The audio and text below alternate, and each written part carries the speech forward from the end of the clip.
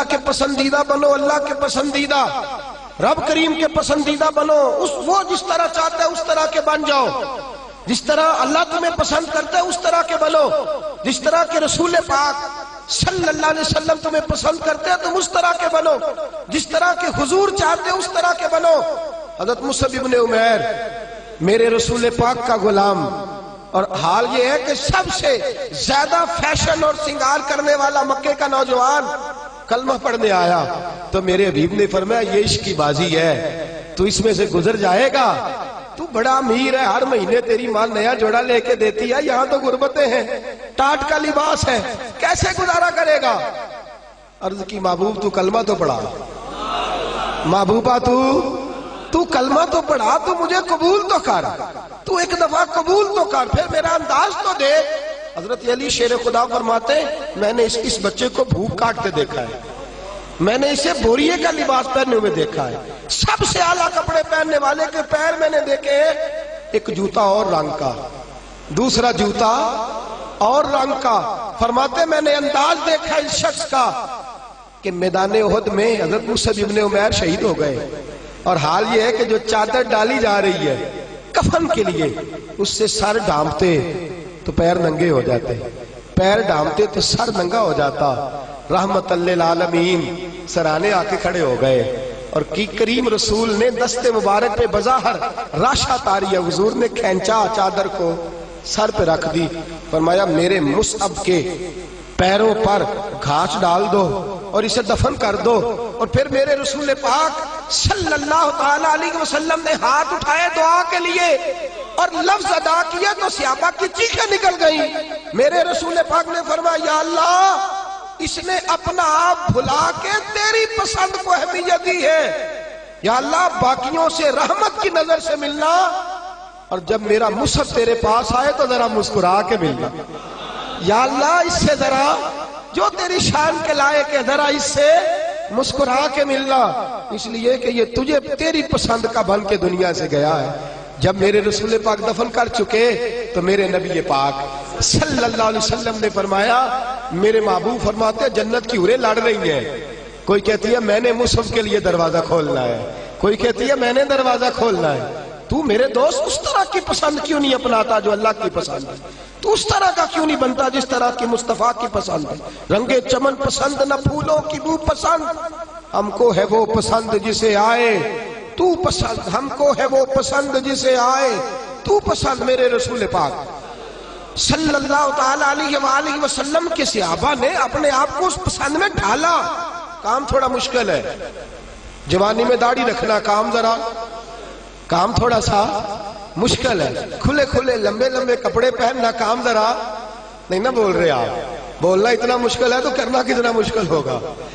جوانی کے اندر اپنے آپ کو تبدیل کرنا کام ذرا تھوڑا مشکل ہے، لوگ ساری باتیں کر جاتے ہیں میری طرح، لمبے چوڑے دعوے، اور عمل کی بات آتی ہے تو پیچھے رہ جاتے ہیں۔ گفتگو ستاروں سے زیادہ روشن، باتیں آسمان سے زیادہ اونچی، لیکن مرضی اپنی کرنی ہے، اللہ رسول کی نہیں، چلنا اپنی عقل کے مطابق ہے، رب رسول کی مرضی کے مطابق نہیں۔ میرے عزیز تو اللہ رسول کی مرضی کے مطابق ڈال جا۔ میرے رسول پاک صلی اللہ علیہ وسلم کی پیاری زوجہ حضرت خدیجہ الکبریٰ رضی اللہ تعالی عنہ، کل ان کا یوم وصال گزرا ہے، ان کی ایک بات کرنا بڑا ہی ضروری ہے، اور آپ ہی عنوان میں گئی سیدہ طیبہ طاہرہ حضرت خدیجہ الکبریٰ رضی اللہ۔ مال اتنا ہے کہ مکے کی سب سے امیر عورت ہے، پاکیزگی اتنی ہے، پاکیزگی مال ہونے کے باوجود پاکیزگی اتنی ہے کہ سارا مکہ ان کی پاکیزگی کی گواہی دیتا ہے۔ اور عالم تقوی اور طہارت کا یہ ہے کہ لوگ کہتے ہیں کہ جو کھانا سیدہ خدیجہ کے گھر میں ان کی کنیزائیں پکاتی ہیں وہ کھانا بڑا صاف ستھرا ہوتا ہے، طہارت بھی، نفاست بھی، بلندی بھی، مال بھی۔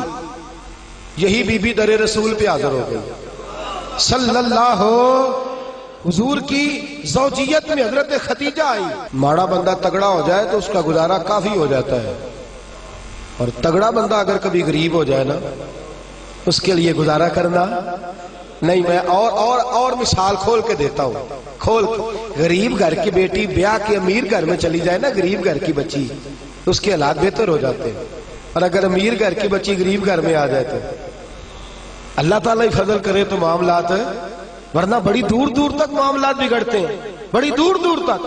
یہ شہزادی ہے، یہ ملکہ ہے، یہ در رسول پہ آ گئے، اور حال یہ تھا کہ 20 نوکرانیاں گھر میں کام کرنے والی، 20 خادمائیں، لیکن حضرت ختیجہ جب در رسول پہ آئیں سارا مال لا کے رسول اللہ کے قدموں میں پیش کر دیا، سارا مال لا کے قدموں میں پیش کر دیا، ہر چیز رکھ دی، اور میرے نبی نے ٹائم نہیں لگایا، 2-4 گھنٹے لگے، سارا غریبوں میں بانٹ دیا ہے، بٹ گیا سارا غریبوں میں۔ دوست کتنا مشکل ہے اپنے آپ کو ڈالنا، لیکن میرے نبی پاک کو پسند تھا نا یہ عالم، تو حضرت ختیجہ ڈھل گئی سیدہ ختیجہ۔ اور یارو وہ بی بی جو پانی کا گلاس بھی کوئی لا کے دیتا ہے تو استعمال فرماتی ہیں، اس عورت نے اپنے گھر میں مٹی کا چولہا بنایا، اس چولہے میں اپنے ہاتھوں سے آگ جلائی، پھر اس چولہے پہ کھانا پکایا، پھر وہاں جو ہے وہ روٹیاں بنائی، اور وہ بی بی جب باورچی خانے سے کھانا لے کے نکلی تو بخاری مسلم اٹھا کے دیکھ، جب تو اللہ کا پسندیدہ بنتا ہے تو عالم کیا ہوتا ہے۔ حضرت ختیجہ جب ادھر سے حضرت خدیجہ الکبریٰ نکلی ہے کھانا لے کے، اپنے ہاتھوں پہ کھانا رکھا ہے، اپنے ہاتھوں سے کھانا بنا، اور ابن شام کہتے ہیں وہ کپڑے ان پر کئی پہ ود لگے ہوئے۔ سیدہ ختیجہ الکبریٰ کھانا لے کے در رسول پہ آئیں تو میرے حبیب کریم نے فرمایا ختیجہ تیرے آنے سے پہلے حضرت جبریل آ گئے، تیرے آنے سے پہلے جناب جبریل آئے ہیں، اور وہ کہہ گئے یا رسول اللہ مجھے رب کریم نے بھیجا ہے۔ اللہ فرماتا ہے کہ ختیجہ کھانا لے کے آ رہی ہے۔ محبوب جب ختیجہ تیرے لیے کھانا لے کے آئے تو اسے اس کے رب کا سلام کہہ دینا، اسے اس کے رب کا، اسے اس فرشتوں سے بنتا ہے انسان اعلیٰ، مگر اس میں لگتی ہے محنت کچھ زیادہ۔ کہا میرا سلام کہہ دو، اس لیے کہ اس نے اپنی پسند چھوڑ دی ہے، وہ اللہ کی پسندیدہ بن گئی ہے۔ اس نے وہ والا رنگ اپنایا ہے جس میں اللہ راضی ہوتا ہے، جس میں اللہ خوش ہوتا ہے، جس میں اللہ تبارک و تعالیٰ کی رضا ہوتی ہے، جس میں اللہ پاک راضی ہوتا ہے، وہ والا رنگ اپنایا میرے حبیب پاک صلی اللہ تعالیٰ علیہ وآلہ وسلم نے انداز دیا اپنی امت۔ فرمایا مرضیاں نہ کرتا پھر تو الجھ جائے گا، اپنی مرضی کا رنگ نہ اخذ کر، تو الجھ جائے گا، تجھے ڈور کا سرا ہی نہیں ملے گا، تو ہر وقت اسی خودی کے چکر میں بے حال رہے گا۔ رب کریم کی مرضی کے مطابق ڈال جا، اللہ کی مرضی کے مطابق ڈال جا۔ میرے دوستو ہم نے ہر وہ رسم جو ٹکراتی ہے دین سے، ہر وہ چیز جو دین سے ٹکراتی ہے، جو اسلام سے متصادم ہے، جو اللہ تبارک و تعالیٰ کے قانون کو چیلنج کرنے والی، ہر وہ چیز اوڑ کر کے ہم نے اسلام کے اندر داخل کر دی ہے۔ کس کو نہیں پتا، کس کو نہیں پتا کہ بینڈ باجا سن کے میرے رسول پاک نے آواز سن کے بانسریا کی تو کانوں میں انگلیاں لے لی تھی۔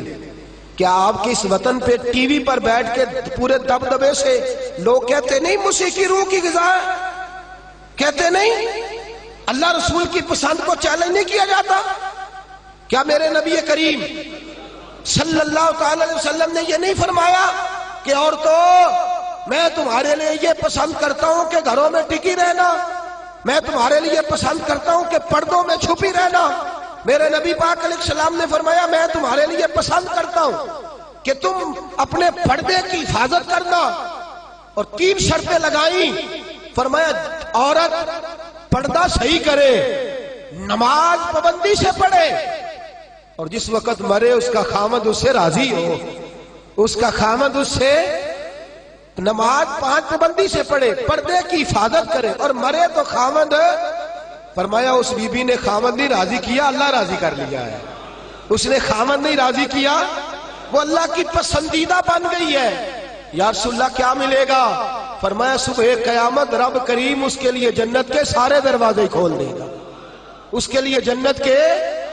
کیوں اپنی مرضی کرتے ہیں میری مائیں بہنیں بچیاں، کیوں اپنی مرضی کرتے ہیں؟ کیوں ہم کیوں عورتوں کو گھر کے اندر یہ پردے کی تاکید نہیں کرتے؟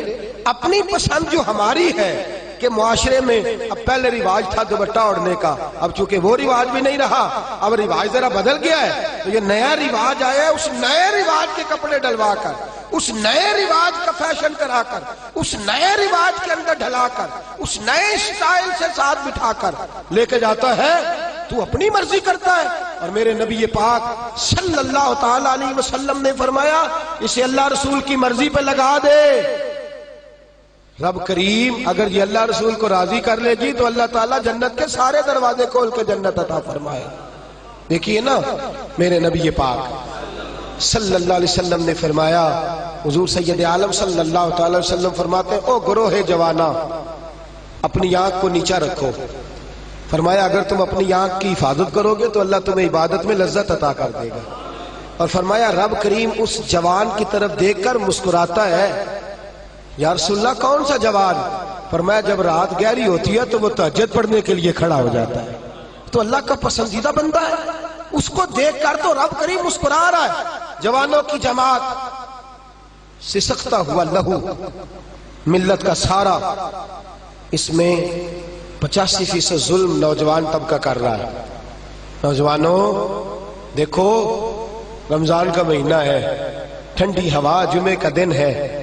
میرے نبی پاک صلی اللہ علیہ وسلم نے فرمایا قیامت کے دن عرش کے سائے کے علاوہ کوئی سایہ، جوان دیکھے میری طرف غور سے دیکھے اور میری بات کو غور سے سنے. فرمایا قیامت کے دن عرش کے سائے کے علاوہ کوئی سایہ.